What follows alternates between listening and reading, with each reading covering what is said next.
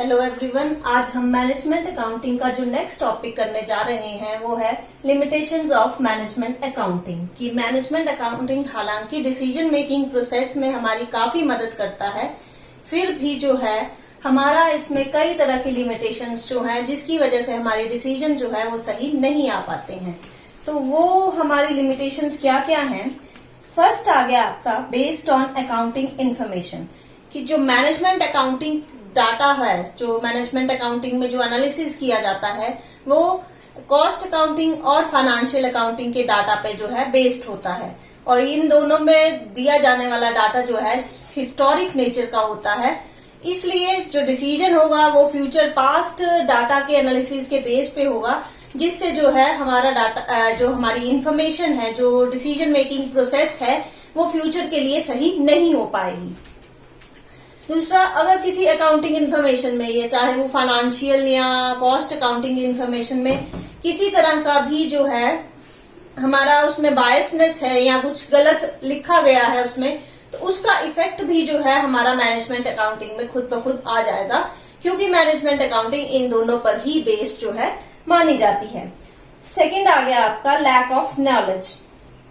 Limitation, lack of knowledge as a limitation हम कैसे explain कर सकते हैं कि जो मैनेजमेंट अकाउंटेंट है उसको कई तरह के सब्जेक्ट्स की नॉलेज के होना जरूरी है। जैसे उसको इकोनॉमिक्स का भी पता होना चाहिए, फाइनेंशियल अकाउंटिंग का भी पता होना चाहिए, कॉस्ट अकाउंटिंग की नॉलेज भी होनी चाहिए, स्टैट्स, इकोनॉमिक्स, तो कई ऐसे सब्जेक्टिव एरिया हैं जिसकी नॉलेज होना जरूरी है। और अगर मैनेजमेंट अकाउंटेंट को इसमें से किसी एक की भी नॉलेज नहीं है तो उसका इफेक्ट उसकी डिसीजन मेकिंग प्रोसेस में जो है वो शो हो जाएगा।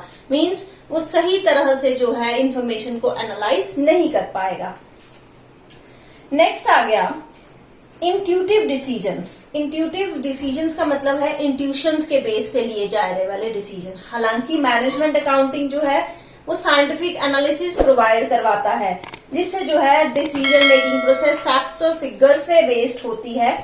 लेकिन कई बार मैनेजमेंट क्या करती है, लेंथी प्रोसेस से बचने के लिए जो है पुराने अपने एक्सपीरियंस या इंट्यूशन के बेस पे जो है डिसीजन ले लेती है। तो ऐसे डिसीजंस जो हैं कई बार गलत साबित हो सकते हैं। नेक्स्ट हमारी लिमिटेशन आ गई not an alternative to administration, कि मैनेजमेंट अकाउंटेंट जो है वो मैनेजमेंट का अल्टरनेटिव नहीं है। ये नहीं हो सकता कि आपने मैनेजमेंट अकाउंटेंट रख लिया तो आपको जो है एडमिनिस्ट्रेशन की जरूरत नहीं पड़ेगी, ऐसा नहीं होता है। एडमिनिस्ट्रेशन अपनी जगह है, मैनेजमेंट अकाउंटेंट सिर्फ डाटा सप्लाई करने का काम करता है। अल्टीमेट डिसीजन जो लेना पड़ता है वो एडमिनिस्ट्रेशन या टॉप लेवल मैनेजमेंट को ही लेना पड़ता है। तो उसकी नेसेसिटी जो है पहले की तरह मैनेजमेंट अकाउंटेंट हो ना हो, उसकी नेसेसिटी, उसका जो रिस्पॉन्सिबिलिटी है वो पहले की तरह जो है बनी रहती है। नेक्स्ट आपका लिमिटेशन आ गया टॉप हैवी स्ट्रक्चर। मीन्स कि बड़े बड़े जो बिजनेस कंसर्न है वो तो मैनेजमेंट अकाउंटेंट में अपना पैसा लगा सकते हैं, इन्वेस्टमेंट कर सकते हैं, लेकिन छोटे बिजनेस कंसर्न्स के लिए जो है अभी इसमें इतना खर्चा होता है कि छोटे बिजनेस कंसर्न्स जो है इसको अप्लाई, मैनेजमेंट अकाउंटिंग की टेक्निक्स को अप्लाई जो है नहीं कर पाते, क्योंकि उनका अपना इतना टर्नओवर ही नहीं होगा कि वो अलग से एक अकाउंटिंग की ब्रांच को जो है एस्टैब्लिश कर सके। नेक्स्ट आपका लिमिटेशन आ गई एवोल्यूशनरी स्टेज। जैसे मैंने पहले भी बताया था, मैनेजमेंट अकाउंटेंट जो है अभी नया नया कॉन्सेप्ट स्टार्ट हुआ है, तो ये अभी अपनी प्राइमरी स्टेज में है। अभी इसको फाइनल स्टेज तक आते आते जो है काफी वक्त लग जाएगा। नेक्स्ट आ गया पर्सनल बायसनेस। तो जो फाइनेंशियल इंफॉर्मेशन है जो हम एनालाइज कर, जो मैनेजमेंट अकाउंटेंट एनालाइज करता है, वो हर एक पर्सन टू पर्सन वेरी, उसकी कैपेबिलिटी पे वेरी जो है कर सकती है, क्योंकि ये डिसीजन जो एनालिसिस का होता है वो पर्सनल जजमेंट पे बेस्ड होता है। तो पर्सनल बायसनेस जो है वहां पे शो होती है। जो एफिशिएंट होगा वो किसी और तरीके से ले रहा है डिसीजन, दूसरा पर्सन किसी और तरीके से ले रहा है, तो वो पर्सनल बायसनेस जो है, वो पर्सनल जजमेंट जो है वहां पे शो हो जाती है। और लास्ट आपका जो लिमिटेशन आ गया मैनेजमेंट अकाउंटिंग का वो है साइकोलॉजिकल रेजिस्टेंस, कि जब मैनेजमेंट अकाउंटिंग की टेक्निक्स को एस्टैब्लिश किया जाता है या मैनेजमेंट अकाउंटिंग की ब्रांच को बिजनेस कंसर्न में एस्टैब्लिश किया जाता है, तो ऑर्गेनाइजेशनल स्ट्रक्चर में जो है कई तरह के चेंजेस जो है आते हैं, नए रूल्स बनते हैं, किसी की अथॉरिटी बढ़ती है, किसी की रिस्पॉन्सिबिलिटी बढ़ती है, नए रूल्स और रेगुलेशंस फॉलो करने पड़ते हैं। तो ज्यादातर एम्प्लॉयज जो होते हैं इस चेंज का जो है रेजिस्ट करते हैं, इस चेंज को रेजिस्ट करते हैं। वो नहीं चाहते कि किसी तरह का भी चेंज जो है वो ऑर्गेनाइजेशनल स्ट्रक्चर में आए।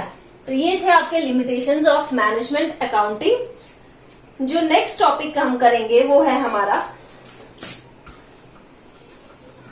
Cost reduction and cost control. ये जस्ट मीनिंग बता रही हूं मैं इसका कि कॉस्ट रिडक्शन क्या होता है और कॉस्ट कंट्रोल क्या होता है। ये दोनों अलग अलग चीजें हैं आपकी, कॉस्ट रिडक्शन और कॉस्ट कंट्रोल। तो कॉस्ट रिडक्शन का मतलब होता है कि जब आप प्रोडक्शन कर रहे हो या सर्विसेज प्रोवाइड करवा रहे हो तो उसकी पर यूनिट की कॉस्ट में परमानेंट डिक्रीज करना। अब ये डिक्रीज जो है आपका नई टेक्नोलॉजी का यूज करके या फिर कोई इनोवेटिव मेथड यूज करके जो है किया जा सकता है। पर कॉस्ट रिड्यूस करने का मतलब ये नहीं है कि आप उसकी क्वालिटी भी कम कर दो, तब वो रियल कॉस्ट रिडक्शन नहीं माना जाएगा। कॉस्ट रिडक्शन तभी रियल होता है जब उसमें जो है क्वालिटी वैसी ही मेंटेन की जाए पर उसका पर यूनिट कॉस्ट जो है वो कम हो जाए। और दूसरी तरफ आपका कॉस्ट कंट्रोल है। कॉस्ट कंट्रोल का मतलब होता है कि सिंपली जो हम स्टैंडर्ड कॉस्ट फिक्स कर देते हैं कि प्री डिटरमाइंड जो एस्टिमेटेड कॉस्ट फिक्स की जाती है उसको कैसे अचीव किया जाता है। तो इसमें हम जो है कॉस्ट अचीव करते हैं, cost pre determined cost establish करते हैं, एक्चुअल में कॉस्ट होती है, उन दोनों को मैच किया जाता है। उसमें अगर वेरिएशन आती है तो वेरिएशन की रिस्पॉन्सिबिलिटी फिक्स की जाती है, उसके बाद अप्रोप्रिएट एक्शन लिए जाते हैं और उस वेरिएशन को खत्म किया जाता है। तो जो कॉस्ट रिडक्शन है आपका, इसमें मेन फीचर्स क्या आ गया आपके कि रियल कॉस्ट रिडक्शन होना चाहिए। ये नहीं है कि क्वालिटी जो है आपने खराब कर दी और कॉस्ट, ऑब्वियस है रॉ मटेरियल सस्ता और घटिया खरीदोगे तो कॉस्ट कम होगी, लेकिन वो रियल कॉस्ट रिडक्शन नहीं माना जाएगा। रियल कॉस्ट रिडक्शन तभी होगा जब या तो आप प्रोडक्टिविटी इंक्रीज कर दो कि 100 की जगह 200 यूनिट बनाने दो, तब भी कॉस्ट रिडक्शन होगी रियल में। डिजाइन इंप्रूव कर दो, मेथड टेक्निक्स जो प्रोडक्शन की है इनोवेटिव ज्यादा यूज करो, उससे रियल कॉस्ट रिडक्शन जो है उसका हो सकता है। दूसरा आ गया परमानेंट नेचर का होना चाहिए कि कॉस्ट रिडक्शन ये नहीं है कि हो सकता है डिफ्लेशन के कारण हमें वही रॉ मटेरियल सेम क्वालिटी का सस्ता मिल गया एक मंथ, तो उसकी वजह से उस महीने की जो कॉस्ट थी वो कम आई। तो ये टेम्परेरी तरीके के जो है हमारे कॉस्ट रिडक्शन हुए, इसको हम कॉस्ट रिडक्शन में इंक्लूड नहीं करेंगे। अगर कॉस्ट रिडक्शन मानना है तो वो परमानेंट नेचर का होना चाहिए। और थर्ड आ गया आपका क्वालिटी एंड सूटेबिलिटी।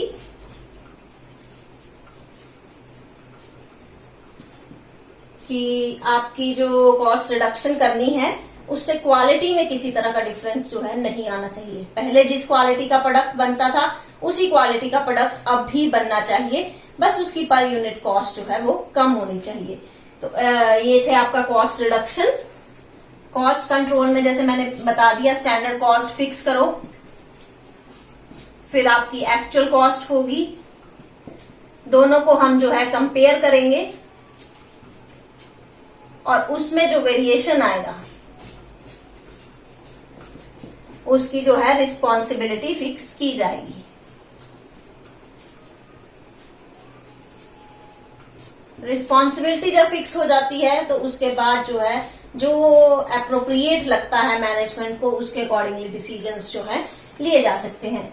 तो इसी मीनिंग के बेस पे जो है आप कॉस्ट रिडक्शन और कॉस्ट कंट्रोल में डिफरेंस भी कर सकते हो।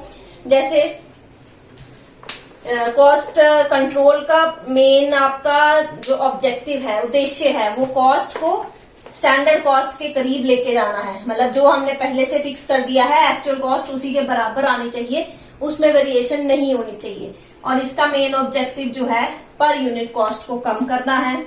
इसमें आपके जो है कॉस्ट कंट्रोल जो है वो स्टैटिक नेचर का होता है, मतलब रूटीन में चलता रहता है। और कॉस्ट रिडक्शन जो है आपका एक तरह से स्टैटिक नेचर नहीं है, वेरिएशन रहती है कि जब हम नए इनोवेटिव तरीका अपनाएंगे, नई मशीनरी लेके आएंगे, तभी कॉस्ट रिड्यूस होगी। इसी तरह से कॉस्ट कंट्रोल आपका प्रिवेंटिव फंक्शन है कि प्रिवेंट हमने करना है कि एक्चुअल कॉस्ट इससे ज्यादा नहीं जानी चाहिए। दूसरा तरफ कॉस्ट रिडक्शन करेक्टिव फंक्शन है। तो ये डिफरेंस मीनिंग के बेस पे जो है आप कर सकते हो। तो ये था आपका cost reduction and cost control. Management accounting का जो फर्स्ट चैप्टर हमने इंट्रोडक्शन स्टार्ट किया था वो यहाँ पे कंप्लीट होता है। अगर आपको पूरे चैप्टर में किसी तरह की कोई भी प्रॉब्लम आ रही है, किसी भी क्वेश्चन जो अब तक करवाए मैंने, कोई भी पॉइंट उसके अंदर, तो आप कमेंट सेक्शन में लिख दीजिए, मैं उस प्रॉब्लम को सॉल्व कर दूंगी। अदरवाइज आप मुझे मैसेज भी कर सकते हैं जिनके पास मेरा नंबर है। Thank you.